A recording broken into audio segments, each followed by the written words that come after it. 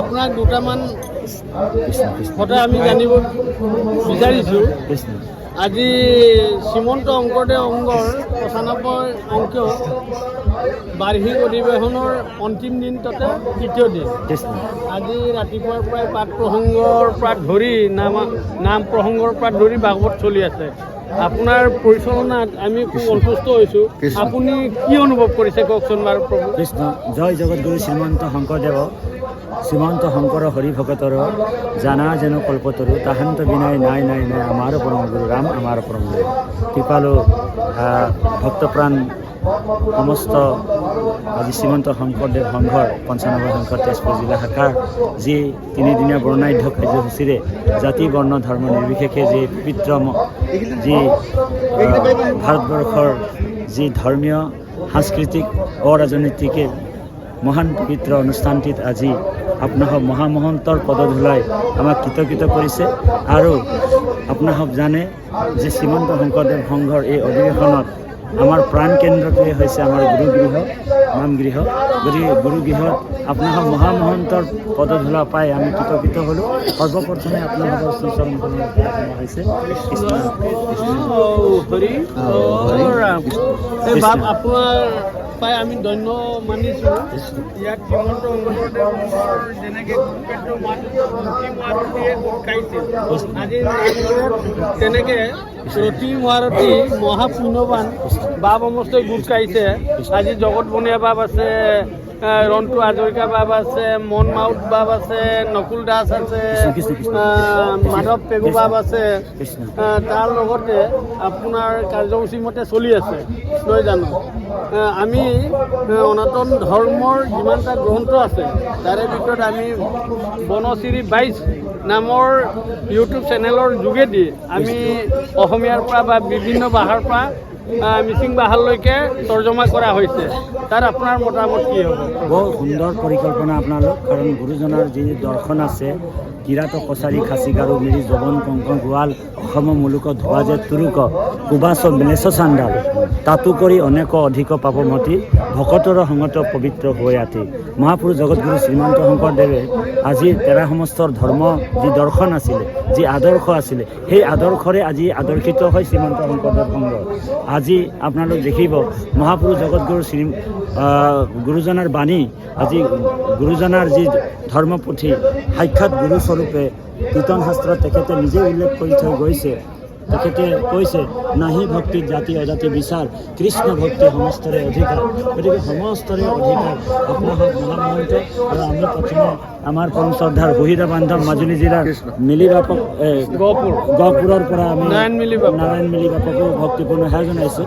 আচলতে এই আদৰ্শৰে আমি শ্ৰীমন্ত শংকৰদেৱ সংঘ আমি চেষ্টা কৰিছোঁ যাতে আমাৰ এই গুৰুজনাৰ যাতে আদৰ্শটো আমি জীয়াই ৰাখিব পাৰোঁ। আজি লক্ষ লক্ষ ভকত এই অধিৱেশনলৈ আহিছে আৰু ইয়াত মাত্ৰ সকলো কৃষ্ণময়। তাৰমানে ভগৱন্তৰ যিটো ভক্তিৰ যিটো ৰহস্য সমস্ত ভূততে আছোঁ মই হৰি সবাকো মানিব তুমি বিষ্ণুবুদ্ধি কৰি। গতিকে এই ৰহস্য ভক্তিটো ইয়াত আপোনালোক প্ৰত্যক্ষভাৱে দৰ্শন পাইছে। কৃষ্ণ ধন্যবাদ কৃষ্ণ তাঁতিবাব। আপোনাক কণ্টেক্ট সময়ৰ কাৰণে আপোনাৰ ইমান কৰ্মসূচীৰ মাজতো কণ্টেক্ট সময়ৰ কাৰণে পালোঁ। আমি ধন্যবাদ জ্ঞাপন কৰিছোঁ। নিশ্চয় আপোনাক বহলাই পাছত আই কাৰ্ড কাৰ্ড লোৱা হ'ব।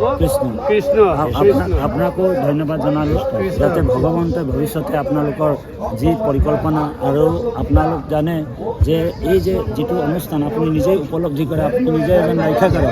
গতিকে আজিৰ যিটো উপলব্ধি আপুনি যিটো আনন্দ পাইছে, আৰু আনন্দ হৈছে য'ত আনন্দ আছে তাতে কৃষ্ণ আছে। কৃষ্ণ য'ত আনন্দ নাই, য'ত কপট আছে, য'ত কপট থাকিব তাত কৃষ্ণ থাকিব নোৱাৰে। গতিকে ইয়াত আনন্দময় ব্ৰহ্মময় হৈ আছে। গতিকে সকলোৱে আনন্দময় হৈ আছে। ইয়াতে আপোনালোক জানে যে শিবিৰবিলাকত দেখিছে ইয়াতে ঘৰৰ যি বিশেষ ব্যৱস্থা এৰি আজি ইয়াতে নৰাত হৈ ভকতে আনন্দ লৈছে। ইয়াতে আমাৰ বিশেষ ভোজন নকৰি ইয়াতে নিমখ ভাত খাই কিনি সন্তুষ্ট হৈ গৈছে। গতিকে ইয়াতকৈ আৰু কি আনন্দ লাগে।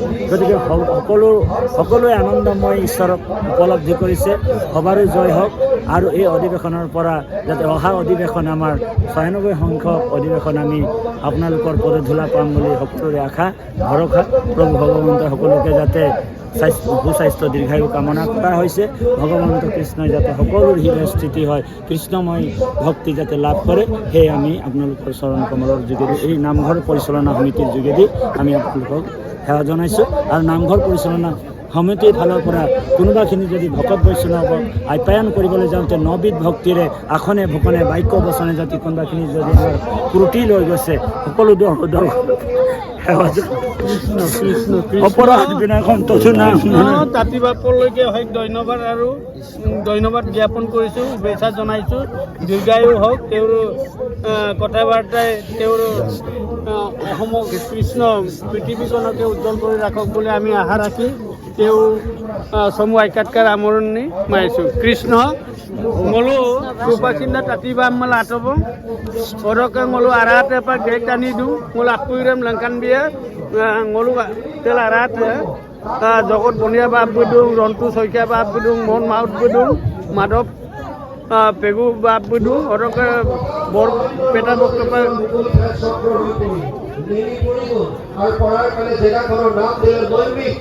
অৰণ্যৰ মাজত হোৱাৰ কাৰণে সন্ধি হ'ল নৈমিষ প্লাছ অৰণ্য নৈমিষাৰণ্য। এই 28,000 ঋষিমুনিও স্থান লৈ পেলাই তাত যজ্ঞ কৰিছিল, তথাপিও স্বীকাৰ কৰিছে কৰিলো যজ্ঞ আদি সহস্ৰ বছৰ হোমধূমে ধূম্ৰবৰ্ণ হৈলাকলে মোৰ যিটো কৰ্ম ফলত নাহিকে বিশ্বাস আপোনাৰ আয়ুস কৰিলো ব্যৰ্থে না। সুপখিন্দা ভাগৱত চলিব আৰাধক গাংগেলা নমন নংকান বিয়ে ৰন্তু শইকীয়া বাবু আয়ব বাইকা কৰিলোঁ কৃষ্ণ। কাল সময় নিৰ্দিষ্ট সময়ত যদি কৰিব নোৱাৰে তেতিয়া বিপৰ্যয় ঘটিব। তাত যি পাত্ৰসমূহ ব্যৱহাৰ হয়, যি দ্ৰব্য আহে, এই সমস্তবিলাক পবিত্ৰ হ'ব লাগিব। আৰু আটাইতকৈ ডাঙৰ কথা মন্ত্ৰ উচ্চাৰণ। মন্ত্ৰ উচ্চাৰণত যদি খেলি মেলি হ'ল তেতিয়াহ'লে আপোনালোকে ষষ্ঠ স্কন্ধত পাব বৃত্তাসুৰবধত। তস্তামুনিয়ে যজ্ঞ কৰিছিল ইন্দ্ৰক বধ কৰিবৰ কাৰণে, আৰু মন্ত্ৰ উচ্চাৰণ কৰিলে ইন্দ্ৰ শত্ৰু বিবৰ্ধন, ইন্দ্ৰৰ শত্ৰু বৃদ্ধি হওক। কিন্তু উচ্চাৰণত খেলি মেলি হ'ল। য'ত ক'ব লাগিছিল ইন্দ্ৰৰ শত্ৰু বধ হওক বা নিধন হওক, তাত তেওঁ ক'লে ইন্দ্ৰৰ শত্ৰু নিধন হওক। মন্ত্ৰত উচ্চাৰণ খেলি মেলি হৈ গ'ল। তাৰ ফলস্বৰূপে কি হ'ল? ইন্দ্ৰৰ হাতত বৃত্তাসুৰৰ বধ হ'বলগীয়া হ'ল। সেইকাৰণে আচল ডাঙৰ কথাটো হৈছে মন্ত্ৰ উচ্চাৰণত যদি গণ্ডগোল থাকে, সংস্কৃত ইমান সহজ নহয়। আমাৰ দৰে অজ্ঞ মানুহে সংস্কৃত উচ্চাৰণ কৰিবলৈ ভয় লাগে। ভাগৱত পাদু গায়িকা কৰিলোঁ মই লংকান তিলোঁ উপাসী পূৰ্ণ পাগল উমামা পিলোঁ আপুছে তিলোঁ পুৰোহিতজনৰ একো নহয়।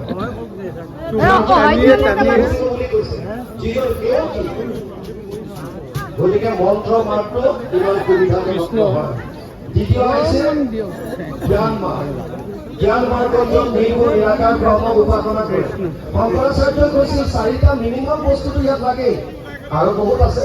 4টা মিনিমাম সম ধৰ্ম তিতিক্ষা উপনতি।